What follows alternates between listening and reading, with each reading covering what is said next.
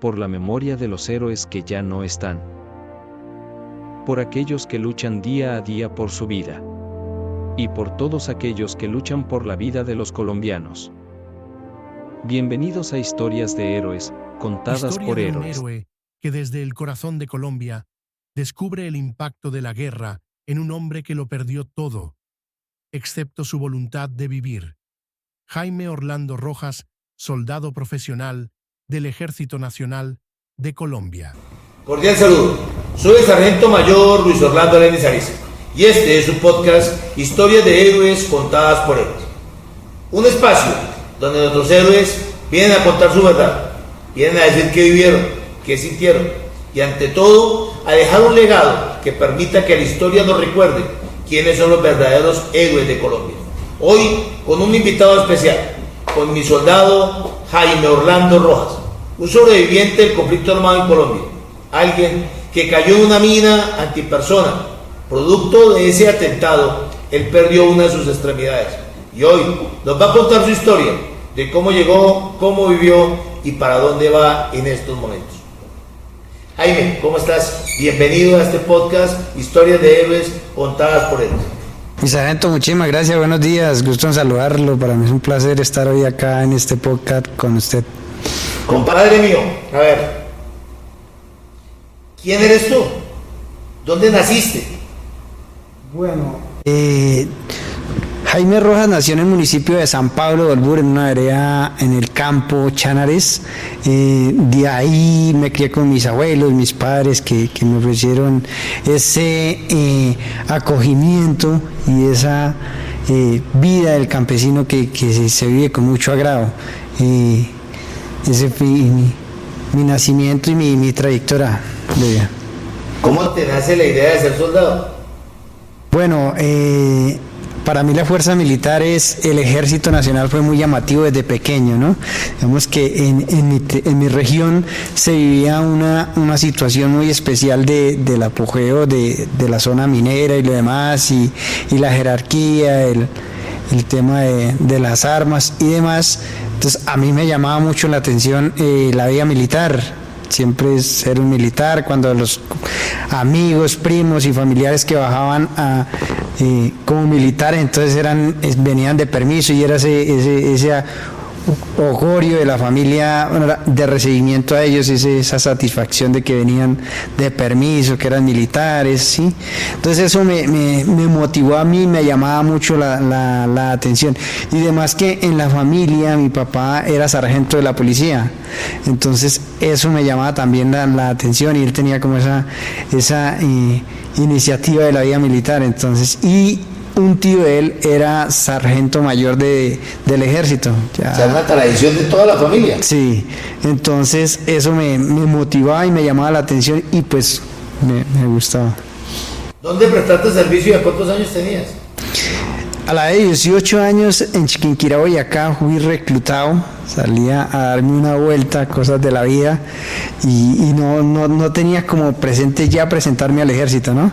Sino que en una esquina, casualidad, iban pasando ellos y yo iba también, y quedamos ahí cara a cara, y una vez papeles, y ahí inicia mi vida militar en Chiquinquirá, Boyacá, en el batallón Sucre, pero perteneciendo al batallón Plan Especial número 6 que con sede en Miraflores, Boyacá. ¿Prestaste todo su servicio militar en Boyacá? Todo el servicio militar lo presté en Boyacá. ¿Qué tal la experiencia de ser soldado? Como regular, ¿qué es lo que más recuerdas? A mí siempre me mata esa vaina de chule, empezar entrenamiento, eso era un cuento distinto, el volteo y todo lo demás. ¿Qué es lo que más recuerdas tú? Digamos que la vida militar es una experiencia y el servicio militar es una experiencia muy hermosa. Para mí fue una experiencia hermosa pertenecer al ejército y prestar mi servicio militar, y también me dejó una lección, ¿no? Entonces ha sido como ese pilar ahí de ingreso a la vida militar mía, porque precisamente el día que me reclutan para el Ejército Nacional, ese día estábamos enterrando a la mamá de mi papá. ¿Sí? Entonces la familia estaba con ese ojorio, ese dolor, de esa angustia de que partía un familiar muy querido por todos, muy allegado, y que era como ese ejemplo de la familia. Y entonces pues yo precisamente por eso salí como a darme un aire, a respirar, y reclutado. Y posteriormente, cuando termino de prestar mi servicio militar, cuando ya 4 meses de haber ingresado a Jurado Bandera ya y ya en el área, que nosotros fuimos trasladados a Miraflores con sede del batallón Plan Vial, mi papá sufre una enfermedad de insuficiencia renal, se le acaban los riñones, es diagnosticado sin riñones, y empieza una pelea de él con diálisis, todo este tema de recuperación. Y el día en que salgo de Mocha, ese día salgo al entierro de mi papá. Yo estaba... O sea, tú sales del servicio militar derecho para el entierro de tu papá. Estábamos en alistamiento para entrega de prendas. En ese entonces en el ejército le llevaban a uno la ropa para que uno fuera a salir, entonces uno escogía esa ropa. La última partida, o sea, sí. Te llevaban la ropa civil y tú comprabas una de lo que querías. Sí, era como ese, le daban la butit y uno escogía qué le gustaba y se quedaba con eso, que era la plata que le daban de la mocha a uno, pues la utilizaba para comprar eso, para salir bien presentado y todo. Cuando a mí me llama mi tía acá de Bogotá, que mi papá había fallecido, una tía que para mí fue muy fundamental en la vida, que fue la que estuvo con él, sí, viviendo toda esa situación que él vivió. Entonces, para mí el ejército me marca esa situación, pero también me deja muchas lecciones bonitas, ese orgullo de portar el uniforme, de sentir lo que antes veía yo en mis amigos, antes veía en mis familiares que bajaban a mi tierra, que bajaban de permiso, que vivían ese euforio de disfrutar en la familia un momento, y que ese orgullo de la familia que mi hijo está prestando servicio, entonces lo vivía yo así. Entonces esa para mí fue una experiencia, y al igual que aprendí uno en el servicio militar a valorar la familia, a valorar todos las amistades, ¿sí? A valorar hasta la novia, ¿sí? Entonces uno aprende ese valor de las cosas que quizás uno cuando está afuera no las disfruta, ¿sí? Y que no les da ese valor que realmente ellos tienen. Entonces el servicio militar es esa enseñanza, esa fortaleza, ese orgullo, y como bien lo dice, 1001. O sea, tú llegaste con todo ese orgullo y decidiste terminar tu servicio, como dices tú, llegar a la mocha, y te incorporaste de una vez como soldado profesional. No, me salí porque mire que, o sea, el ingreso de soldado profesional fue algo como minucioso, se puede decir, no sé cómo decirlo. Cuando yo estaba, a los 12 meses que llevábamos, salió la oportunidad, empezaron a fundar las brigadas móviles de contraguerrilla, y salió la oportunidad de la ESPRO, ¿sí? Entonces, incorporar soldados, creo que en esa época fue la fundación de la escuela ESPRO para los soldados profesionales, y yo quería hacer curso. La que está en Nilo. Sí. Quería hacer curso para suboficial o oficial, sí, porque pues en el ejército también había una tía que ella era administrativa y hermana de mi papá, que también estaba ahí en el batallón de Chiquinquirá. Entonces era como había como ese pilar y ese apoyo y esa recomendación que necesita uno para poder surgir. Entonces ese me llamaba la atención. Entonces yo solicité irme como soldado profesional y no me sacaron. Sí, recuerdo que hice una formación y se va usted, ¿sí? Y yo creo que la vida uno, Dios sabe dónde colocarlo, ¿no? Y sabe las fechas. Y sabe las fechas. El tiempo, él siempre ha dicho que el tiempo de Dios es perfecto, porque mira, de los compañeros que se fueron para fundar la Brigada Móvil 12, casi a todos los mataron. Porque cuando esa época... O sea, todos los que eligieron y que luego no te eligieron a ti, casi todos fueron muertos. Sí, porque esa Brigada Móvil 12 queda con sede en el Meta. Y allá en ese conflicto que fue tan fuerte de esa época, se copaban. ¿Qué año estamos hablando? Eso estamos hablando del 2004, ¿sí? Copaban las compañías completas, muertes sórbitas de bastantes soldados, tomas, todo ese tema, porque aún todavía estaba el fuerte de la recuperación de terreno por el plan que se había iniciado de la negociación de paz. Bueno. Empiezas tú, y ¿en qué momento te reciben? ¿Cómo haces para entrar como soldado profesional? Entonces, me reciben, obviamente esa noche nos paseamos todo Chiquinquirá, todos los que nos reclutaron. Al otro día amanecemos y mi tía llegó allá y mi papá llegaron allá, pues llegaron mi familia, varios conocidos, que hubo que lo tienen allá en el cuartel, que para que se vaya a prestar servicio militar. Y pues como le decía, yo no estaba con la idea de irme ya. Sí quería irme, pero no estaba preparado en ese día. Entonces viene la pregunta y es que mi papá y mi tía me dicen, se quiere ir a prestar servicio porque el contingente ya lleva 2 meses, algo así me dice ella, no sé si eran 2 meses, y les falta nada más 20 días para jurar bandera. Es decir, si se va en este momento, en 20 días jura bandera y no tiene que hacer todo el entrenamiento. Mamarse todo el entrenamiento que se realiza del este. Entonces yo dije, no, pues esta es la oportunidad, hágale, o sea, tomo la decisión y me voy, ¿sí? Y además que ellos dijeron, no, nosotros hablamos para que se quede aquí en Chiquinquirá, en el batallón de acá, que acá tiene pues muchos privilegios. Esa fue la parte del servicio militar. ¿Cómo hiciste para entrar como profesional?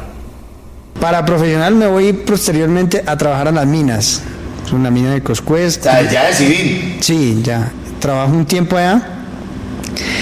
Y se me presenta la oportunidad por medio de un familiar que me dice, oye, están incorporando para la Brigada Móvil 4 en Sogamoso, Boyacá, y pues no tiene que pagar nada, solo ir y hacer los exámenes, y sale acto, paga, si no, pues no pasa nada. Si usted sale acto y eso, le descuentan los exámenes de cuando ya esté ingresado. Y yo estoy como cansado de estar acá y esa vaina, vamos a probar algo diferente, y con el sueño de hacer una carrera que era lo que estaba en mi mente. Entonces dije, no, ya de soldado profesional. Entonces mi tía me comenta, no, existe la posibilidad de que hagan curso extraordinario, que ahorita salió esa reforma y pueden prestar ascender así. Y yo dije, no, aquí fue. Tu tía fue tu madrina todo el tiempo, ¿no? Como esa frase que uno se sienta a hablar y le comentan, mire que acá, y como que eso le llama la atención a uno cuando algo le gusta a uno, ¿sí? Entonces precisamente me voy para Sogamoso, eso fue una odisea, me presento en Sogamoso y inicio el proceso nos dijeron que eran 2 días, ¿no? Cuando llegamos allá, oh sorpresa, pues yo me fui apenas con el dinero medido para 2 días, para comida y dormida 2 días. Cuando llegamos allá se nos alargó la estadía a 5 días. Entonces me tocó quedarme allá, donde gracias a Dios existía una prima allá y logramos contactarnos y ella... Pues ya pasaste por la ESPRO, sino una vez para el Meta. Me asignan al batallón 39 y de ahí hay un centro de reentrenamiento ahí cerca, creo que es... creo que es Cubarral que se llama, no tengo bien el nombre del municipio, sí, que es aledaño ahí a Granada, Villavicencio, y que es el centro como de reentrenamiento. Entonces ahí realizo mi fase de entrenamiento como para soldado profesional de ahí. ¿Cuánto tiempo duraste como soldado profesional? 3 años y medio más o menos. No he sacado, la verdad no me he dedicado. ¿Muchos combates? Sí, digamos que en el desarrollo de operaciones siempre se presenta la situación, ¿sí? ¿Alguno que recuerdes que te haya marcado, indiferente de lo último que vamos a hablar, que es la parte que viviste con tu atentado? ¿Algún combate, alguna aventura que de pronto digas, vamos a recordar esta? Bueno, eso son varias, ¿no? Siempre se vivía esa adrenalina de estar a uno a todo momento. Y ya existe una frase, está el cobre bajito cuando se veía que estaba uno con eminente el enemigo, ¿sí? Y cuando no, pues está uno más tranquilo. En esos combates eminentes, uno en el que en esos días cuando ya veníamos saliendo, la guerrilla se mete dentro de los cambuches. ¿De ustedes? Sí. Había salido, llegamos a cambuchar, íbamos el batallón y llegamos a armar la base de patrulla y sale una compañía a hacer registro de reconocimiento alrededor, que eso se hace siempre para ver dónde está ubicado esto y para hacer esa exploración. Cuando la compañía viene entrando, entonces le pasan la voz a los centinelas que la compañía viene de regreso, que estén pendientes, que puede entrar por cualquier lado. Pues resulta que la guerrilla llevaba el eje de avance que cruzaba por ahí, por donde estábamos nosotros, y como ya le habían dicho a los soldados que estuvieran pendientes a los centinelas que iba entrando la compañía, pues ellos, el uno de un lado la vio y iban igual, uniformados, con casco, con todo, ¿sí? Y ellos los vieron y ya van de entrando. Y el otro también los vio y ya van de entrando. Resulta que se metieron por medio los 2 centinelas. Oh sorpresa, cuando ellos ingresan a donde ya estábamos nosotros ubicados, ¿sí? Se forma la plomacera. Y dentro de esa plomacera cae un amigo. El único que tuvimos que murió en ese combate ahí, que se presentó de un tiempo, el único que murió y precisamente era el ranchero. Entonces siento que esa muerte nos marcó, ¿sí? Porque fue de... ¿Cómo hicieron para sobrevivir ese día? Si estaban dentro de ustedes, en propia fila, me imagino que también hubo fuego amigo, se cruzó la plomacera, se formó el tiroteo, como llaman por ahí, la plomacera, y sálvese quien pueda, porque nadie sabía a quién le daba, ¿sí? Entonces uno sabía dónde está ubicado el amigo, dónde está el compañero, esto sí, porque uno busca la base donde va a pernotar uno y limpia bien para tener ese espacio, porque pues en la selva existe los insectos que son el comején, que se sube, las hormigas, hay una hormiga que es la hormiga arriera que se come las intelas, se come el equipo, ¿sí? Entonces uno utiliza un veneno que es un fungicida que ellos nos dan para desterrarla, ¿no? Para que no se suban a comerse en eso. Entonces uno lo que hace primero, llega y limpia pues, sin hacer bulla ni nada, limpia suavecito con el tiempo que uno en el ejército tiene suficiente tiempo para hacer las cosas y acomodarse bien cuando se presta, ¿no? Sobre todo porque hay que aprovechar los pocos espacios que hay para descansar. Claro, y hacerlo bien. Claro, entonces uno necesita ese espacio bien elegante, bien arreglado, y también por el motivo de las arañas, de las serpientes, que no se acerquen, entonces uno limpia bien. Entonces uno sabe dónde se ubica cada compañero, ¿no? Dónde va a quedar el centinela, porque el centinela se ubica, ya se empiezan a armar los puestos de cada esto. Entonces cuando se forma ese desorden, pues ya uno tiene más o menos referenciado dónde está cada uno, ¿sí? Pero obviamente en una situación de esas eso sonaba plomo por todo lado. Y solamente falleció uno. Dale gracias a Dios de que solamente murió uno, porque en medio se mate enredo. Claro, gracias a Dios. Y el saber uno dónde están los compañeros, ¿sí? Saber uno ahí. Entonces, obviamente, pues de los bandidos no quedó ninguno ahí que haya fallecido, ¿sí? Pero en la huida dejaron mucha sangre. Entonces sí se fueron también heridos, ¿sí? Pero que no hayan quedado ahí, digamos que esa situación no. Luego de eso, cuando ya cumples tú 26 años, sufres lo que yo llamo un atentado terrorista. ¿Qué pasó ese día? Ese día fue el día más marcado de mi vida que en la historia de lo que llevo, ¿no? Es donde se me derrumban los sueños y vuelven a empezar. Entonces, en un desarrollo y control de operaciones, en el desplazamiento, caímos en una emboscada, ¿sí? Que nos tenían un campo preparado los bandidos, y por cosas de la vida. ¿Cuántos eran ustedes? En esa operación nosotros veníamos saliendo ya porque veníamos a realizar un reentrenamiento. Sucedió en 26 de noviembre. Resulta que en septiembre habían matado al mono Jojoy, ¿sí? Y nosotros entramos a hacer el registro y control donde a él lo mataron, ¿sí? A hacer verificación de zona y todo ese sector, ¿sí? Entonces nosotros entramos ahí y se inicia el registro y control, y nos dijeron que teníamos que salir porque nosotros regresamos de permiso, y cuando uno regresa de permiso tiene que hacer que se llama cereo y alistamiento de armamento, de dotación, verificación qué cambios se necesitan para la dotación, ¿sí? Nos dan un uniforme nuevo, botas nuevas, actualización de todo para volver a entrar al área, ¿sí?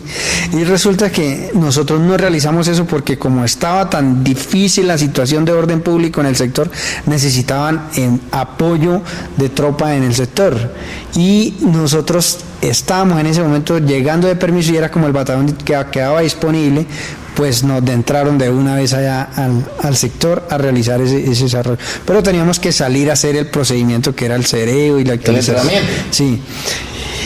Entonces nos dan la orden de salir desde allá hasta Vistahermosa, el municipio de Vistahermosa Meta, ¿sí?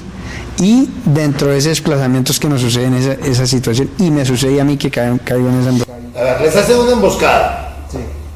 ¿En qué momento caes tú en el campo minado? Se inicia ¿cómo se dice? El combate, y yo reacciono y piso el campo minado. ¿Qué sentiste? ¿Qué pasó? O sea, ¿quedaste consciente? ¿Quedaste inconsciente? Digamos que eso es algo como, no sé ni cómo explicarlo, siempre uno siente es como el calor y como que algo del estruendo, ¿sí? Queda todo, los oídos le quedan a uno silbando todo, y yo que consciente, pero no sabía dónde estaba, como que se me desubicó todo, ¿sí? Cuando yo voy siento que en la pierna siento algo frío y me toco la pierna y yo veo sangre y yo dije de una vez, me mataron, o sea, uno piensa ya, me mataron, aquí estoy muerto, no sé, ¿sí? Duro como un minuto y reacciono nuevamente, ya me verifico a ver dónde era que me había sucedido lo sucedido y me doy de cuenta que era el pie. Entonces verifico, me hago un torniquete, ya es... ¿Tú mismo te hiciste un torniquete? Sí, ya mis compañeros empiezan el combate, se inicia todo el sistema y ellos me encuentran, ¿sí? Porque yo quedo ahí quieto, me encuentran, no sabía, ya ellos sabían de que había sido un campo minado, pero no sabían qué había pasado, ¿sí? Si estaba vivo, estaba herido, estaba muerto, no sabía nada. Entonces cuando ya me encuentran, inician el proceso de extraerme, porque pues obviamente tiene que tener cuidado de que estamos dentro de una zona donde está minado. Ya se sabe tienen que verificar más minas para evitar más muertos. Tienen que empezar a verificar por dónde caminar, cómo. ¿Y tú estabas consciente viendo todo? Sí.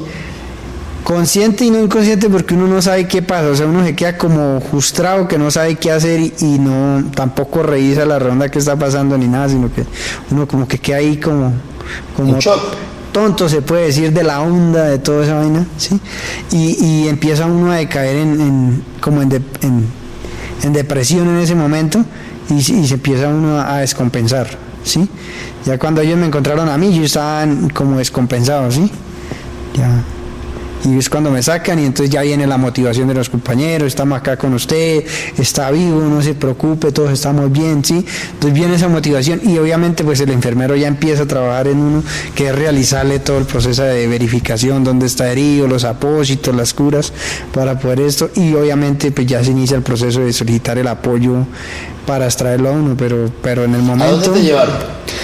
De ahí a mí se demoró un tiempo en entrar la aeronave, y la aeronave entró y me trasladó a la Arandia Caquetá, a un puesto adelantado de médicos preparados pues para esa situación que estaba viviendo, y creo que le dicen el Gatra, algo así, y allá me realizan la amputación.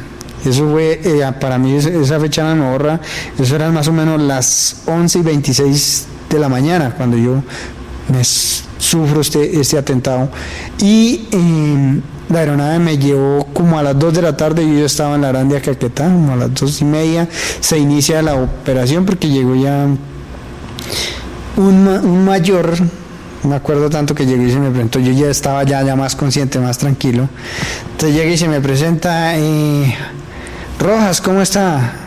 ¿Cómo te fue? ¿Estás bien? Es lo bueno de la vida, estás vivo, mijo. Vamos a ver qué podemos hacer.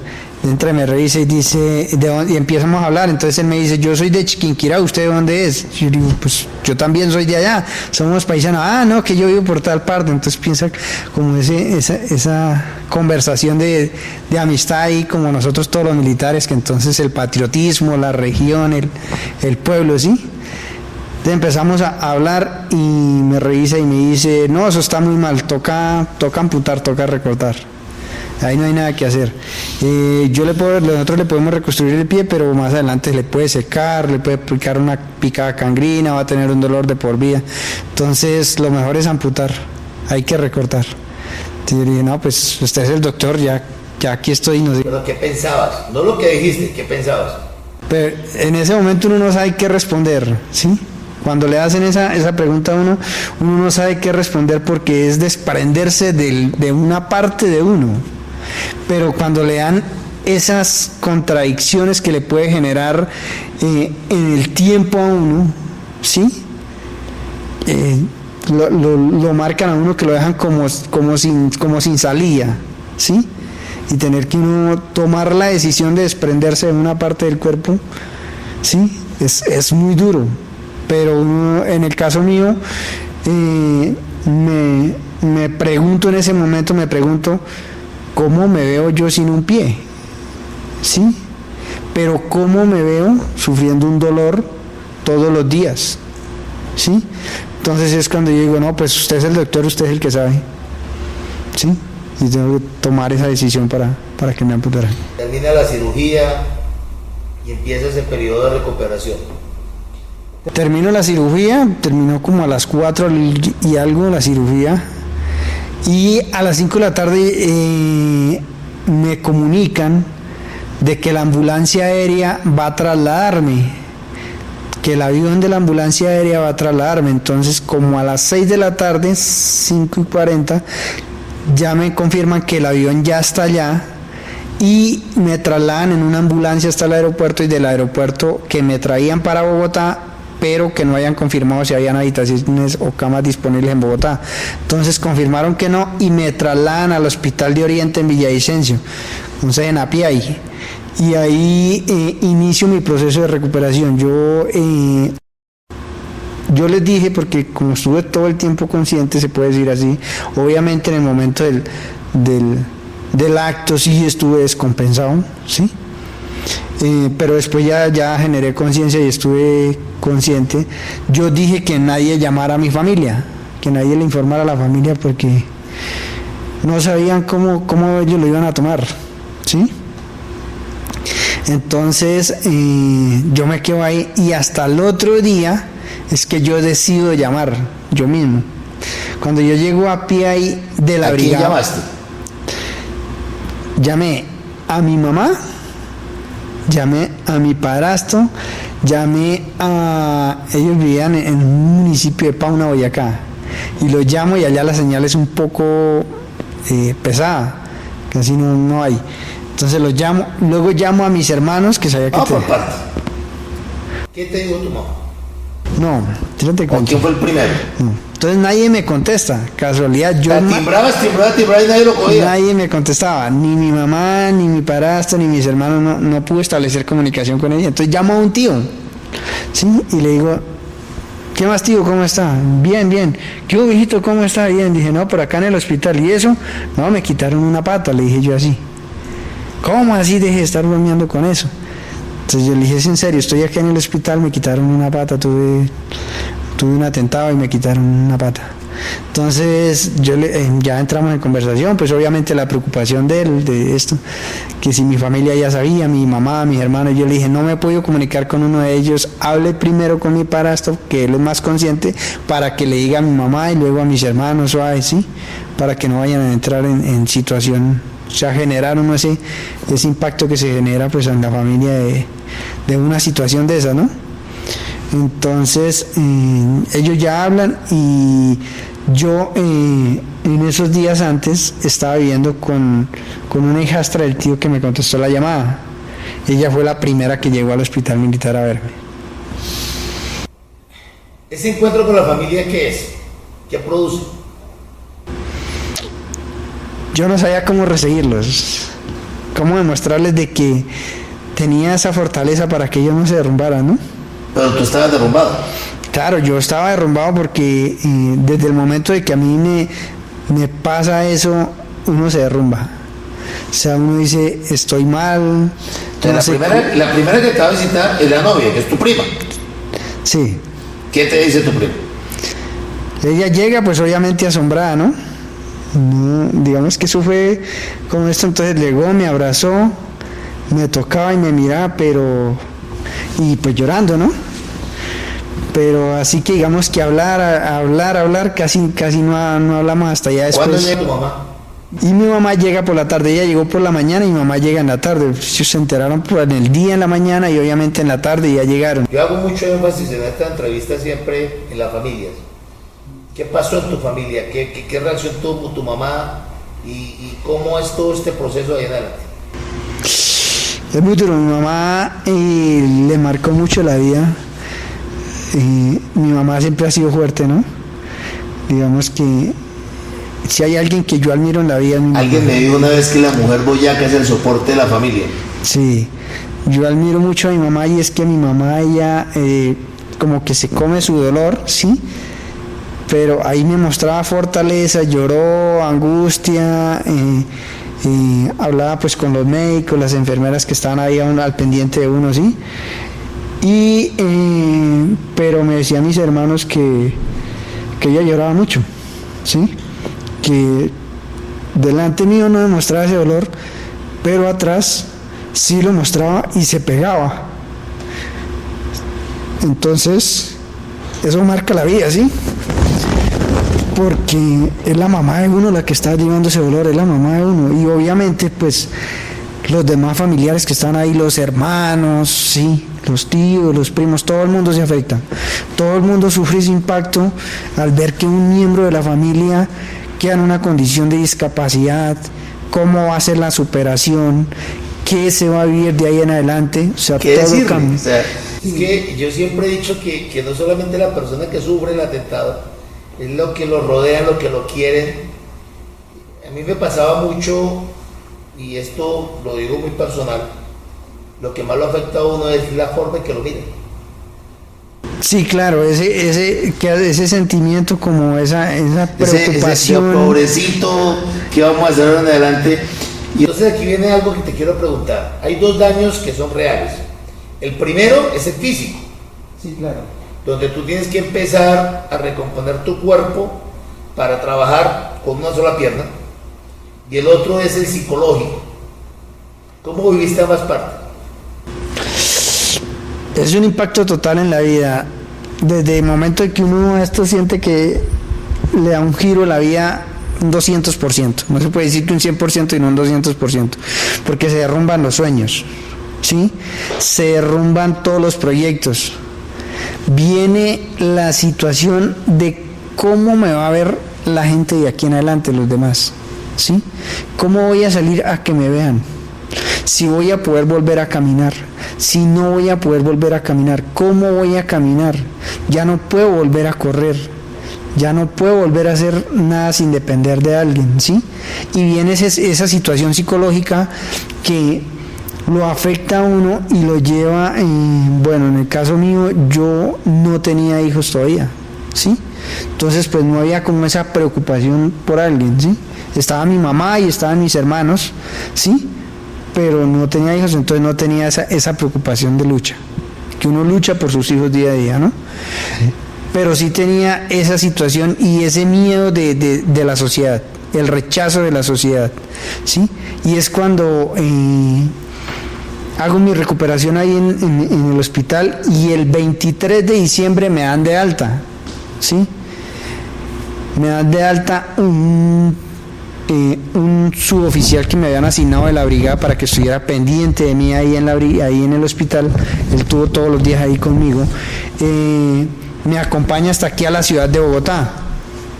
Aquí en la ciudad de Bogotá me recoge mi hermana como a las 6 de la tarde y me lleva hasta Chiquinquirá, donde están pues todos esperándome, ¿sí? 24 de diciembre. Llegué el 23 por la noche. Llegaste el 23 en la noche para pasar el 24 allá. Para estar el 24 con mi familia, porque me iban a dejar hospitalizado, pero pues... ¿Y cómo fue esa experiencia? Entonces todo el mundo pues ya lo llega y se siente la situación cuando usted llega, o sea, es el enfoque de todo el mundo, pero ese enfoque de cómo está, quiero verlo, cómo se ve, ¿sí? ¿Cómo lo ven? ¿Sí? Y entonces pues lloran, hicieron una oración que por la vida, ¿sí? Y o sea, es algo que eso, mejor dicho, no sé ni cómo explicar ese momento. ¿Cómo te sentías tú? Pues yo me sentía, primero, bendecido por poder estar con la familia, pero segundo, no sabía, tenía dentro de mí esa preocupación y esa angustia de que ya no iba a volver a ser la misma persona de antes, ¿sí? O sea, el dolor, porque en ese momento todavía la herida está muy reciente y el dolor constantemente ahí, la desesperación, ¿sí? Hasta para ir al baño era desesperación, ¿sí? Ir a orinar era lo que más me dolía a mí, porque uno cuando orina siente la vibración en el muñón, ¿sí? Y entonces eso parece que se le totea, se le abre, daría uno. Entonces, eso era lo que a mí me preocupaba, porque ya lo estaba pues yo viendo, ya venía yo 20 días viviendo ese dolor, ¿sí? Entonces eso era lo que yo no sabía, cómo estaba preparado ahí mi entorno en Chiquinquirá para... ¿Qué te fortaleció? Me fortalecía mi familia, o sea, decía yo tengo que salir de esta, estoy vivo y siempre daba gracias a Dios. Digo que para mí hay alguien muy devoto para mí que es la Santísima Virgen. Siempre, en todo momento que me vean yo en riesgo, la primera palabra que la nombro a ella. ¿Cómo has ido superando todo este problema psicológico? ¿Cómo has ido recuperando tu vida? ¿Hoy qué haces? ¿Con quién vives? Empiezo a recuperar mi vida, vuelvo aquí al proceso de recuperación, aquí a la ciudad de Bogotá, al batallón de sanidad que está aquí en Puente Aranda, y ahí pues obviamente están concentrados todos los médicos, los fisiatras, los psicólogos, inicio todo el proceso de terapias. Estoy acá con unos primos que me acompañan todos los fines de semana, pues salí a compartir con ellos. Al inicio pues ya me fui acostumbrando a la silla de ruedas y a las muletas. No me gustaba mucho la silla de ruedas, entonces andaba en muletas para todo lado, ¿sí? Y ahí hay muchas integraciones.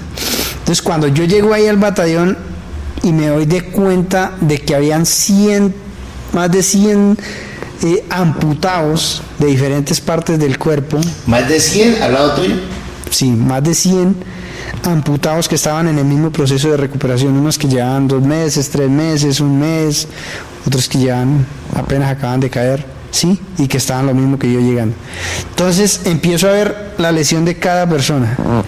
Yo decía, gracias a Dios yo estoy bien, yo solo fue mi pie, pero habían unos, me acuerdo, habían unos ciegos, habían unos que eran ciegos y sordos, había uno que me marcaba mucho, y es que les cuartizaron los 2 brazos, él no tenía brazos, ¿sí? Entonces yo decía, ¿cómo va a ser para cuando va al baño? Sí, o sea, toda esa situación la empiezo a vivir, y yo, gracias a Dios, yo tengo mis manos, tengo mis vistas, tengo mis oídos, tengo mi rostro, está bueno, ¿sí? O sea, tú viste en ese batallón realmente el horror de la dolor guerra. Y el horror de la guerra. El horror de la guerra. Ahí se ve uno, y ese horror de la guerra, pues, en medio de todo me ayudó a fortalecer, y yo dije, Dios mío. Entre todos se ayudaron. Sí. Cada uno colocaba su fortaleza, cada uno se animaba. Claro, y fundamental la familia. El apoyo de la familia lo ayuda a uno a restablecerse y lo ayuda a uno a recuperarse. Y ahí empiezo ese proceso. Luego ya como a los 4 meses inicio el proceso de reclamar una prótesis. Volver a soñar cómo voy a caminar. Volver a enfrentar si soy capaz de caminar o no soy capaz, ¿sí? Con una prótesis, sin depender nada más sino de la prótesis. Entonces voy al hospital militar, allí es donde se hacen las prótesis, y inicio ese proceso de adaptación a la prótesis. ¿Duro? Y durísimo, pero a la vez feliz, porque yo ya cuando llegué allá yo vi que varios caminaban y ya ahí al batallón llegaban caminando. Entonces eso es esa alegría y como ese afán por tener uno ese privilegio, ese afán por tener ese elemento que lo vuelve a permitir a uno. ¿Te vuelve a dar vida? A caminar, y eso, y lo vuelve a recuperar. ¿Sí? Pasa el tiempo, te casas, tienes un hijo. ¿Dónde está tu niño? ¿Cuántos años tiene ahora?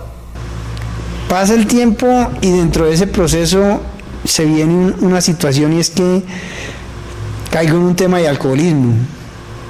O sea, empiezo a tomar, todos los días tomar, y tome. Producto de todas las secuelas psicológicas, sí, y demás. Porque viene un tema psicológico, a pesar de que estaba ahí con los médicos, viene un tema psicológico y emocional para mí, y es que yo me empiezo a sentir inútil, me empiezo a sentir que todo el mundo en la sociedad me mira, me empiezo a ver que cogí un transporte. ¿Te traumas tú mismo? Sí, me empiezo a sentir ese trauma. Y empiezo como a refugiarme en el alcohol, tome, y me estaba volviendo alcohólico, ya era alcohólico, ¿sí? Y en esos días, eso ya es como al año, me llega la resolución de retiro, y quedo como 4 meses sin sueldo de pensión, pero como al segundo mes me llega la indemnización. Pues me llegó la indemnización y yo no le conté a nadie que me habían llegado esa indemnización, a nadie de la familia, sino que yo empiezo a tomar, o sea, tome, Y se puede decir que de ese dinero que me pagaron me tomé más de la mitad del dinero en licor. Todos los días tomaba, todos los días vivía en las cantinas y ahí. Y conozco a alguien que pues también le gustaba tomar. Y aún así seguíamos tomando así. Como un año en ese son de todos los días tomar. Y al año decido hacer un cambio en mi vida. Decido empezar, o sea, dentro de todo, porque no iba ni al médico, no iba ni a ningún lado, sino que decido, voy a decir, basta ya. Parar. Sí. Te colocaste tú mismo un tope. Sí, yo soy uno de los que toma decisiones y la decisión se toma y se ejecuta. ¿Sí? Y tomo la decisión de ya no tomar más y empiezo a buscar trabajo. Vamos a ver dónde sale trabajo. Entonces voy nuevamente al batallón de Sanidad y me encuentro con un coronel que también era amputado y le dije, y me dijo, tráeme su hoja de vida a ver qué podemos hacer por usted. Y fue cuando me envían la hoja de vida y nunca pensé que fuera así tan rápido, nunca había estado en un proceso de selección de personal. De selección de personal para laborar, y empiezo a hacer ese proceso de selección de personal en la transportadora de valores de Prosegur. Ingreso yo, como vengo del campo, no estudié porque nunca me llamó la atención el estudio, ¿sí? Entonces yo no sabía aprender un computador, ¿sí? Tenía la noción y toda esa vaina, pero yo no sabía trabajar con un computador. Y gracias a Dios, en esa empresa y los jefes de ahí, los compañeros, que ya habían otros que estaban ahí en la misma condición mía, me brindan ese acogimiento y me empiezan a enseñar, ¿sí? Y me dan la oportunidad. Y ahí, como era tan estricto el tema para entrar uno, pues me toca empezar a dejar el licor. Y aún así, estando ahí, que le hacían una prueba de alcoholemia y demás, y yo tomaba toda la noche y a las 5 de la mañana tenía que llegar turno y llegaba borrachito a recibir turno. Y llegaba borracho y entraba a recibir turno y me compré una moto. Ya como tenía la prótesis, existió ya el tema de quererme liberar nuevamente. Compraba una moto pues para ahorrar tiempo, porque me daba pereza coger el transporte público de bus y que no encontrara una silla para sentarme, o que me sentaran en una silla y me pidieran la silla porque me veían bien, pero no sabían la situación que tenía. No te ven la prótesis, sí. Todo el mundo pensaba que estaba bien. Sí, entonces eso me molestaba mucho y compro la moto, ¿sí? Y porque a rato salía y duraba media hora esperando un taxi y nunca pasaba el taxi. Y las aplicaciones que hay hoy en día todavía no estaban desarrolladas en ese entonces acá en Bogotá, ¿sí? Entonces, ¿era taxi o era taxi? Y duraba uno hasta media hora y llegaba el taxi y pasaba, y antes de que me dieran la prótesis lo veían a uno y no le paraban, ¿sí? Después lo veían a uno y nunca paraban. Entonces me enfrento a eso y por eso decido comprar la moto. Y yo me acuerdo tanto, yo tomaba hasta las 4 de la mañana, iba y me bañaba, dormía 20 minutos, me paraba y me iba a trabajar. Y yo vivía solo, con un primo, una habitación que tenía, ¿sí? Entonces esa fue como mi vida de recuperación y salida del alcoholismo, ¿sí? ¿En qué momento armas tu familia?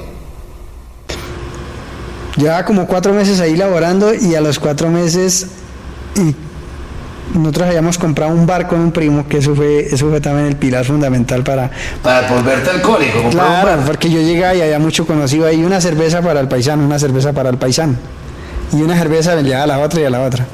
Ahí dentro de ese bar llegan 2 chicas, ¿sí? Y eran enfermeras, pero les gustaba ir allá porque pues nosotros teníamos una rocola y les dejábamos colocar la música a ellas que quisieran, y pues se les daba cerveza porque nosotros vendíamos harta cerveza. Entonces, por comprar cantidad de cerveza, Bavaria le daba uno, le regalaba 2 o 3 canastas o una canasta, o regalaban lechona. Bavaria le enviaban comida de lechona. Entonces nosotros les decíamos, ¿quieren venir a comer lechona? Vengan y aquí. Y ahí la enamoró.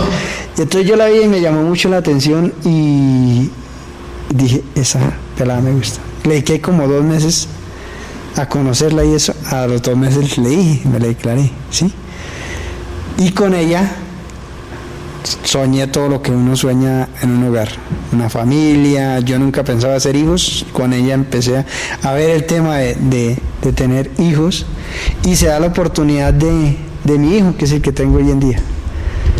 A mis 30 años, es decir, 4 años después del accidente o del atentado terrorista, ¿sí?, nace mi hijo. Y me marca pues hoy en día la vida, porque ya cuando él nace me da ese motor para seguir luchando, ¿sí? Y ahí es donde inicio a conocer pues el deporte, inicio nuevamente a explorar más cosas que quería explorar, porque ya me sentía más fortalecido y como algo que me motivaba a luchar. Y es ahí donde formo una familia. ¿Cuándo empiezas a jugar fútbol? ¿Cómo nace este cuento con Nelson de que tú también te metes al equipo de fútbol y empiezas a jugar micro? Porque tú eras virrioso del fútbol desde antes. ¿Cómo nace ahora jugarlo con prótesis? Claro, resulta que a mí desde pequeño yo era uno de que allá en la vereda estaban las canchas, entonces uno se iba todo el día a jugar micro. Y era muy aficionado a jugar micro. Entonces, toda mi vida era aficionado, y cuando a mí estaba trabajando todavía en la transportadora de valores, me comentan, hey, hay unos amigos que tienen un grupo y que entrenan microfútbol y que todos son con prótesis. Yo, ¿en serio? ¿Y dónde es? No, lo hacemos, en ese entonces era en la Villavicencio con la autopista sur, y ahí entrenamos en unas canchas sintéticas que, ay, si quieren vamos, un compañero de ahí que trabaja conmigo, vamos, y para que se dé cuenta, de pronto le llama la atención, no, listo, de una, ¿cuándo? No, pero averiguamos y pedimos permiso para ir. Entonces, casualidad, creo que fue un sábado, y fuimos ese sábado a verlo jugar, y claro, obviamente pues al que le gusta le llama la atención. Entonces, claro, yo cuando llego los veo, toco el balón, no me podía casi moverse, ese pánico a volver a correr, porque antes de ahí no había corrido, más del paso que daba no soltaba de correr. Entonces empiezo como a lo que ya los vi de correr a ellos, dije, si ellos pueden, yo también puedo, y me integro, y desde entonces, de ahí para acá, he venido integrado con el club, y hemos hecho muchísimas cosas que me han ayudado a mí en la superación personal y que me han hecho sentir útil para la sociedad y para los niños, que hoy en día son los que más, digamos, que se impactan con esta situación. Siempre pido 3 mensajes para terminar. Primero, dándote las gracias por tu servicio, por esa forma que tienes para soportar, para salir adelante. Primer mensaje, para los jóvenes que hoy viven esta situación, para esos soldados y policías que caen en un campo minado sobre un atentado terrorista, ¿qué les podemos decir? Que la fortaleza y la esperanza es lo último que pierde. En las batallas que nosotros vivimos día a día, sea en cualquiera de nuestros puntos donde nos encontremos, debemos tener presente de que estamos a todo momento en riesgo. Nosotros tenemos una vida por delante, y esa vida no sabemos hasta cuándo llega. Entonces, disfrutarla momento a momento, y cuando tengamos una adversidad, una reversa que llama a uno,